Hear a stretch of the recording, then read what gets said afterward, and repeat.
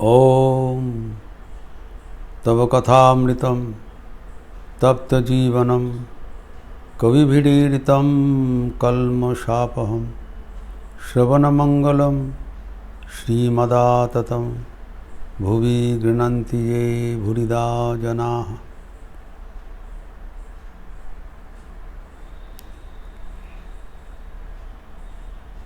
ठाकुर एक महामंत्र सुनाया,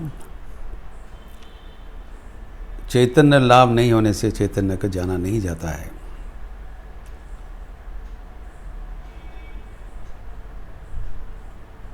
अर्थात ईश्वर के अनुभूति का बाद ही ईश्वर क्या है वो हम जान सकते हैं।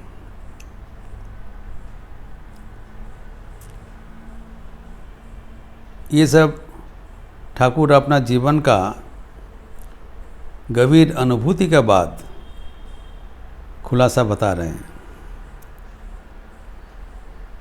He is revealing the innermost truths realized by himself to his intimate devotees. ये जो संलाप हो रहा था, ये लक्षणीय है, वो सिर्फ मास्टर मशाई को बोल रहे हैं, यद्यपि अनेक व्यक्ति उपस्थित है, लेकिन ये सब मास्टर मशाई को सुना रहे हैं ताकि वो सुनकर समझ सके एवं परवर्ती प्रजन्म के लिए ये उपलब्ध कर सके। Very calculated. These are the treasures of spiritual realization. उनकी जैसे अनुभूति तो किसी को होगा नहीं, तो अभी मास्टर मशाई सब उजाड़ करके बोल के जा रहे हैं।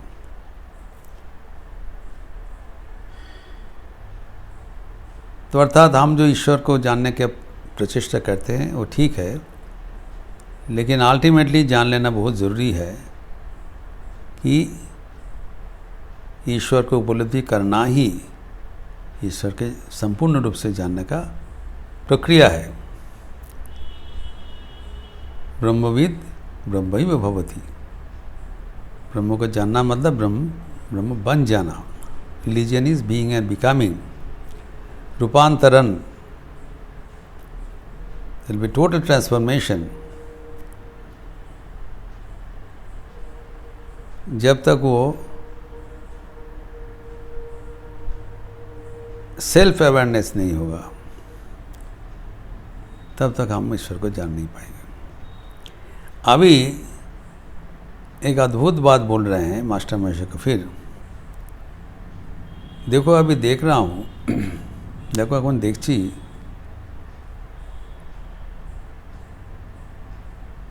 তাকে বিচার করে জানা একরকম, ধ্যানে তাকে জানা একরকম, এবং अनुभूतिते जाना अनेक रकम। तो अभी ईश्वर को जानने का अभी 3 प्रक्रिया रहा, 3 मेथड्स।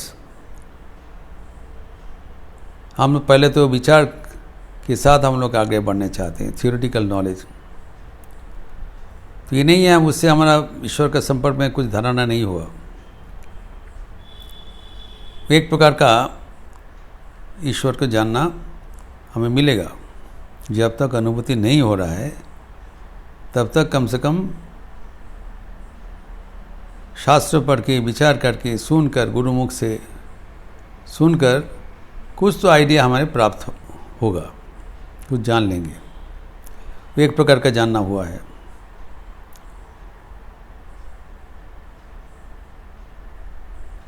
जिसे कहा गया पहले सुनना चाहिए, श्रवण, उसके बाद मनन, विचार करना है, मंथन करना चाहिए।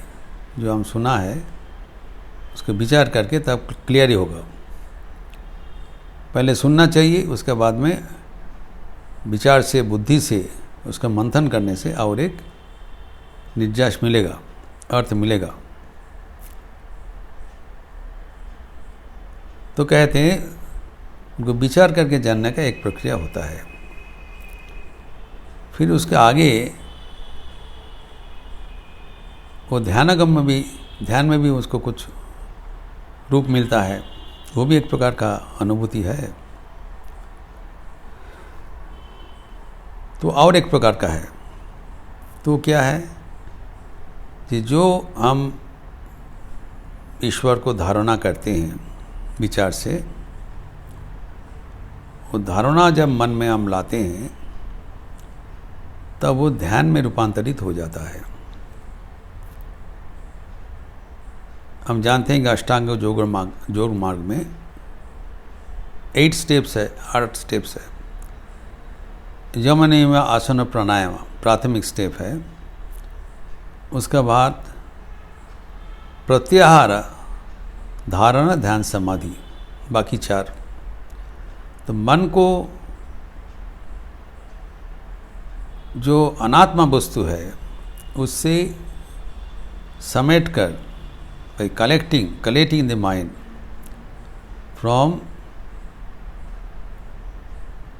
the worldly topics, worldly objects, भगवान छोड़ के जो विषय है उसके से विषय से हटाकर जब हम भगवान में फोकस करते हैं, केंद्रीभूत करते हैं,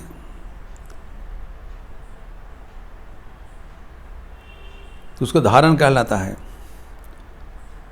और जो धारण करने के बाद जब उसके धारणा में उपस्थित हो जाता है, विचार हो जाता है, वो ध्यान में रूपांतरित होता है, गंभीर उसका अनुभूति होता है। लेकिन वो भी एक प्रकार, वो अल्टीमेट रियलाइजेशन नहीं है। और जब अनुभूति होगा वो है असल दर्शन। कहते हैं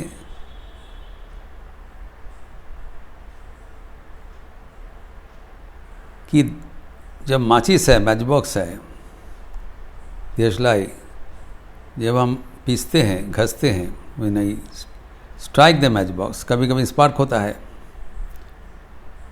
उससे एक किस्म का रोशनी होता है। लेकिन कहते हैं তিনি যদি একবার দপ করে দেখিয়ে দেন এই অবতার, তখন অবতারের মাধ্যমে আমাদের পরিষ্কার জ্ঞান হয়ে যায়। ये बात है कि हमारे प्रचेष्टा से नहीं होगा। जब वे हमें कृपा करके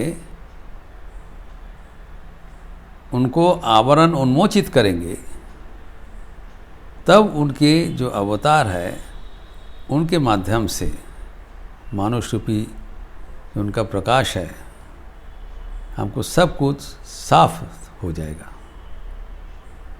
उसी के बारे में बोल रहे हैं चैतन्य लाभ। तो ये जो स्ट्राइकिंग ऑफ मैच स्टिक्स, जो देशलाई घसना, उसका है वो साधन। साधन नाना प्रकार का होता है, जितने प्रकार का भी साधन होता है, विभिन्न प्रकार का साधन होता है। इस साधन से हम तब तक प्राथमिक अवस्था में है, लेकिन जब वो कृपा करके अवतार के माध्यम से हमें भगवान को दिखला देते हैं, तब हमें परिष्कार अनुभूति हो जाता है। वो आरेख रकम तब साफ दिखाई पड़ता है। जिसे ध्यान में कभी एक भगवान का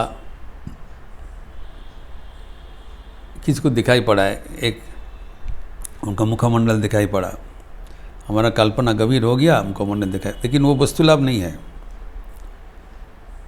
जब अवतार के माध्यम से अवतार दिखा देते हैं, तब साफ साफ दिखाई पड़ता है। वही है आखिर दर्शन। अवतार तो आते हैं, लेकिन अवतार का हम पहचान नहीं पाते हैं। अगर कृपा करके अपना आवरण उन्मोचन करेंगे तभी तो हम जान पाएंगे। इसलिए ठाकुर पहले ही बताया, उनकी कृपा से चैतन्य लाभ करो। अभी भगवद गीता में भगवान कहते हैं 7:24 अव्यक्तम व्यक्तिमापन्नम मन्यन्ते माम अबुद्धयः परम भावम अजानन्त मम अव्ययम अनुत्तमम।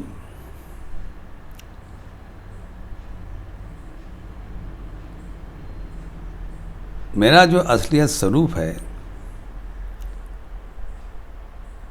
वह अनुत्तमम, श्रेष्ठ, अव्यक्तम, अव्यय हमारा स्वरूप है। और हमारा ये परम भाव है, ये साधारण को जानकारी नहीं होता है। तो हमें क्या समझता है? एक मनुष्य देहधारी लीला विग्रह रूप, लीला विग्रह है, संत रूप से मानते हैं, लेकिन हमारा असलियत स्वरूप वो नहीं जानता है। तो हमें एक मनुष्य का भांति उन लोग देखते रहते हैं, उसका लीला ही है, अपने को मनुष्य रूप से प्रकाशित करते हैं। तो परवर्ती श्लोक में भी बताया, 25 नंबर श्लोक में, कि हमारा जो माया है, माया से मैं आपको आवरित करके रखा हूँ।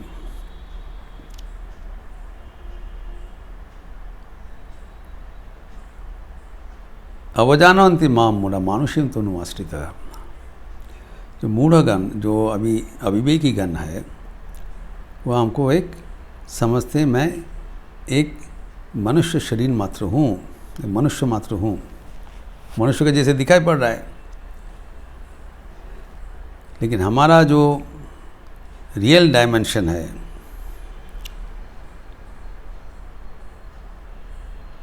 अव्ययम और परम भाव, ये हमको नहीं जानते हैं। अव्ययम अनुत्तमम अव्यक्तम, जो हमारा क्षयहीन, व्ययहीन, श्रेष्ठ रूप, वो जान नहीं पाता है, क्योंकि भगवान ने अपने को आवरण किया। अगर भगवान कृपा करके उसको उन्मोचित कर दे, तब वो अवतार के माध्यम से हम लोग जान लेंगे ईश्वर का स्वरूप क्या है। वही असलियत जानना है। जब तक वो प्रकाश नहीं होगा, तब तक हमें जो प्राथमिक स्तर अतिक्रम करके जाना पड़ेगा। उसमें कोई आपत्ति नहीं है, लेकिन प्राथमिक स्तर में जाते समय हमें कभी ये भ्रम नहीं होना चाहिए कि हमें जो ईश्वर का स्वरूप अभी जानने को मिल रहा है, ये इसको शेष वाक्य है। This is not the end, this is journey towards the goal. हमें इंतज़ार करना पड़ेगा, और आखिर में भगवान कृपा करके जब अवतार के माध्यम से हमें अपना सर्व उन्मोचित करेंगे, तभी उनको परिष्कार जान लेंगे। यहाँ पर भी देखिए कि भगवान विराजमान है, एकमात्र गिरीश चंद्र घोष ही उनको अवतार रूप से पहचान लिया, पक्का पहचान लिया। भगवान का कृपा से ही ना हुई तो कैसे जान लिया? और दूसरे व्यक्ति तो जान नहीं पाया। इवन इतने विचार संपन्न व्यक्ति, इतने उच्च कोटि, ईश्वर कोटि, नरेंद्रनाथ पहचान नहीं पाया।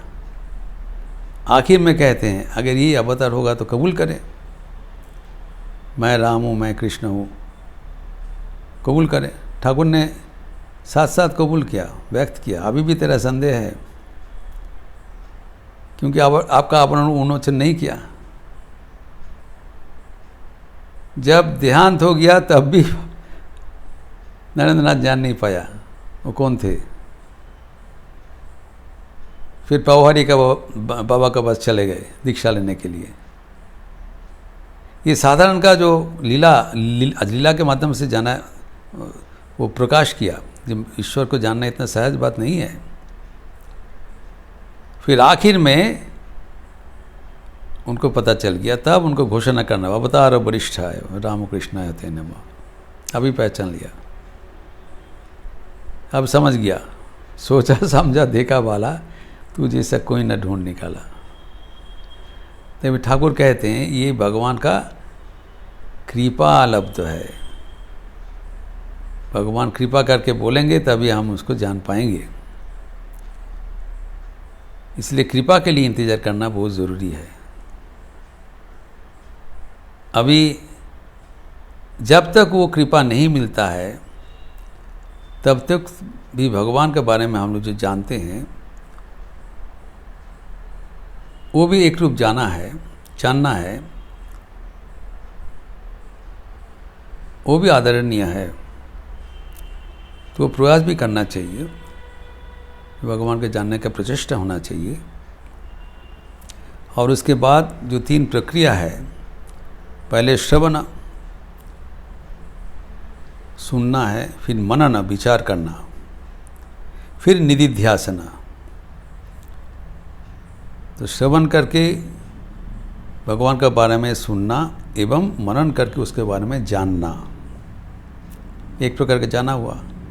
फिर जब निधिध्यासन किया, ध्यान के माध्यम से जो हम जाना है उसको मन में अनुभूति का स्तर में लाना, कोई भी एक प्रकार की अनुभूति है, लेकिन वो आखिर अनुभूति नहीं है। जब हम जानते हैं, when there is a knower and the known, there is a difference। दृष्टा और दृष्ट में फर्क है। मैं उनको जानने का प्रयास कर रहा हूँ, तब तक जानना संपूर्ण नहीं है। जब दृष्टा और दृष्ट एक हो जाते हैं तब वो जानना ठीक आखिर होगा।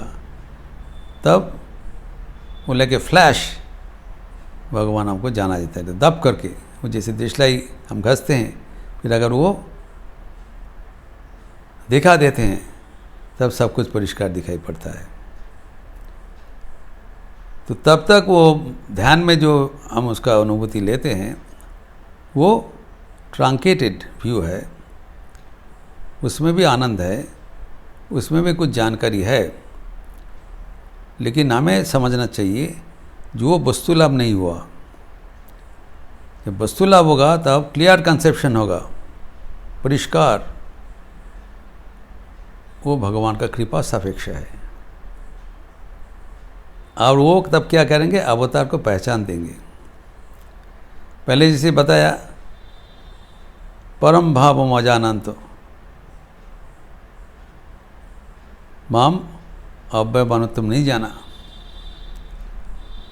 अव्यक्तम व्यक्ति माम वन्नम मन्नन्ते माम अबुद्ध है। जो अबुद्ध है, बुद्धिहीन है, बुद्धि भ्रमित है,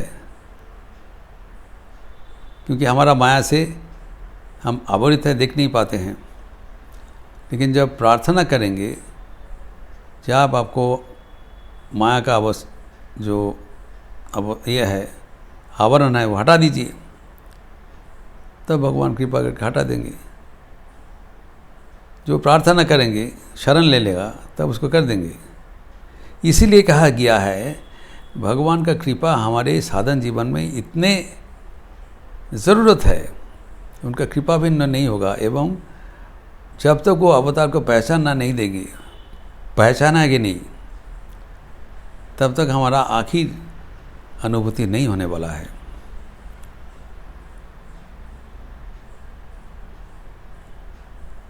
तो अभी ये जो इस प्रकरण में जो विचार विमर्श शुरू हुआ, इसके साथ ही इसका उपसंहार ठाकुर कर रहे हैं। तभी जो ध्यान के बारे में बताया, अभी वहाँ पर नरेंद्र नाथ उपस्थित है। वो कहते हैं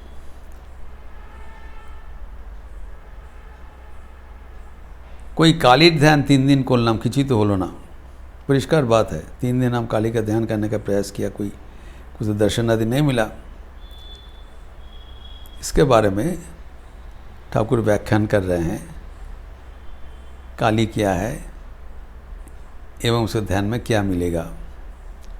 इसका विस्तार हम अगले दिन करेंगे। ओम शांति शांति शांति। हरि ओम तत्सत। श्री राम कृष्णार्पणमस्तु। आज एक विशेष दिन है,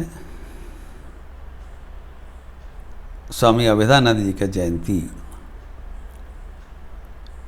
ठाकुर के अंतरंग अन्यतम सन्यासी पार्षद स्वामी अभेदानंद जी काली महाराज, उनका जयंती पर उनके जीवनी तथा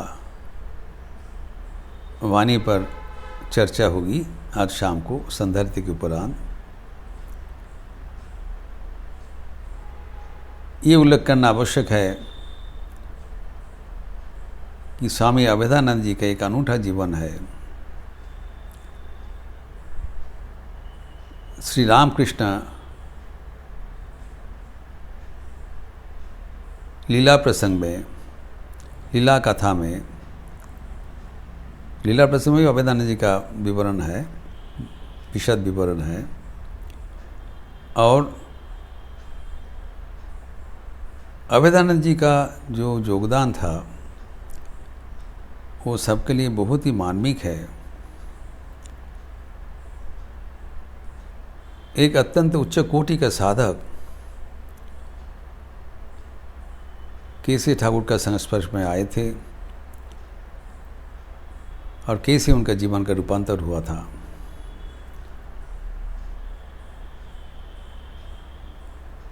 इतना ही उल्लेख करना इस समय में पर्याप्त है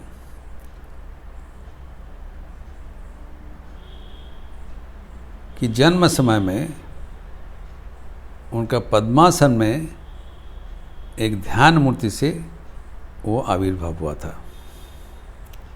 साधारण शिशु के लिए नहीं।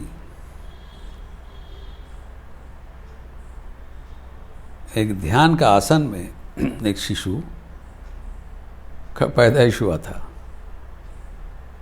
इसका चर्चा हम शाम को करेंगे। आप लोग समय मिलने पर ज़रूर उसमें शामिल हो जाएंगे। अच्छा रहिए, स्वस्थ रहिए, आनंद में रहिए। नमस्कार।